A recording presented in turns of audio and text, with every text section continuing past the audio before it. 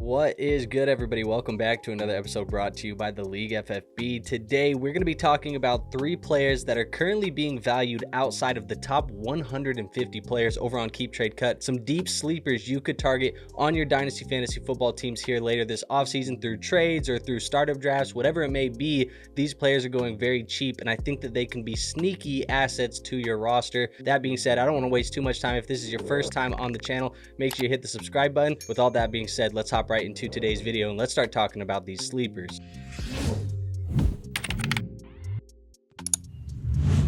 All right, so the first player that I want to talk about in today's video is going to be Ben Sinnott, the tight end for the Washington Commanders. Now, look, Ben Sinnott was drafted last year as a second-round pick. He's currently being valued as the 166th overall player over there on Keep Trade Cut. That's good for the tight end 21. Now, the reason why a lot of people are sleeping on Ben Sinnott at the moment is because in 2024, he only saw a total of 5 targets throughout the entire season. He operated primarily as the backup, really didn't even get on the field that much. Now, a lot of people are going to say that that's probably worrisome.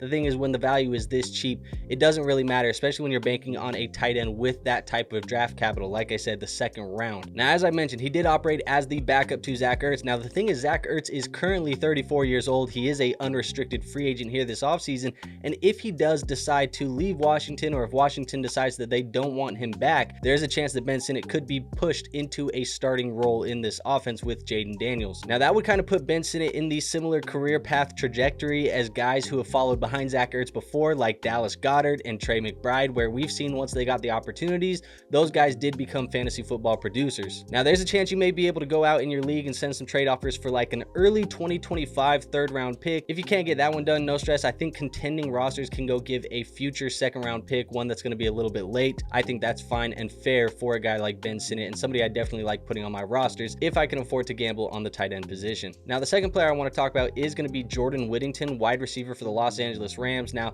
this is a player who's currently being valued as the 195th overall player there on Keep Trade Cut. That's good for the wide receiver 77, so very far down the board. And this is also a guy who was a rookie in 2024. He was drafted in the 6th round last year, so it's not like he has premium draft capital that we can rely on. However, we did get to see a little bit of Jordan Whittington in some roles here last year due to some injuries to Puka Nacua and Cooper Kupp. And Jordan Whittington filled in nicely for those guys during that period of time where they were both dealing with some injuries. Now, in games where Whittington saw over 50% of the snap share, he did average 11.2 fantasy points per game, so that's definitely respectable and flex worthy in fantasy football leagues. And we've all heard about the news of the Los Angeles Rams going to be planning on moving on from Cooper Kupp. Now, Cooper Kupp, obviously, he is probably going to be traded. If not traded, most likely going to be released. And I think that Jordan Whittington is the next man up to fill in for that Kupp role, because you have some guys like Tutu Atwell, Demarcus Robinson, and Tyler Johnson, who are all scheduled to be unrestricted free agents here this offseason. Now, obviously, there's a chance that they could go into the NFL draft and fill in this role with another wide receiver, and I do expect them to add some depth to this room, but we've seen Whittington fill in,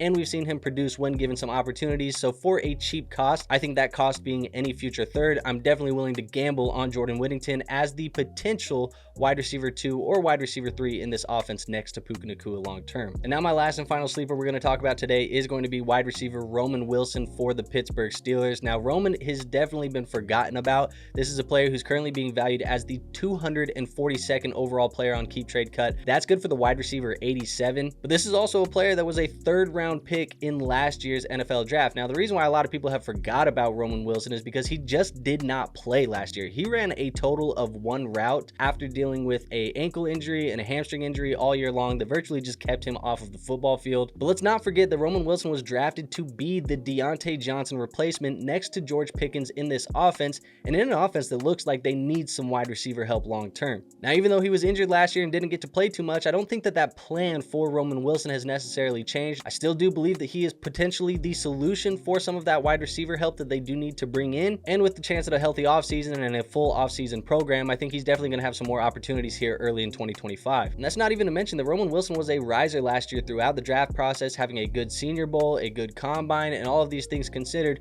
putting him in a position where people were excited about Roman Wilson. So with all of that considered, good. Also, the fact that the Steelers have Mike Williams, Ben Skoranek, and Van Jefferson scheduled to be free agents, and the Steelers also having a rich, long history of drafting good wide receivers for fantasy football. This is also another player that I'm willing to throw any future third-round pick at just to see if I can get him on my roster as a potential wide receiver sleeper. So there you have it, folks. That is a quick, short, simple, easy video for you guys today. Just 3 sleepers that I think you should target in your fantasy football leagues here this offseason. Maybe being able to go get some of these guys for a cheap, affordable price, especially as these rookie picks, some of these third-round, second-round picks are going to gain value, especially after the NFL Combine. Maybe you start throwing those around in some trade offers. But that being said, nothing else for you guys today. If you did like the video, make sure you go hit that like button for me. It is the best free way to show this channel some support. Also, make sure you guys are subscribed to this channel, trying to help us get to 5,000 subscribers by the NFL draft. I think we can do it. If this is your first time here, make sure you hit that subscribe button. And last but not least, make sure you go join our free Discord. We do have a free Discord linked in the description.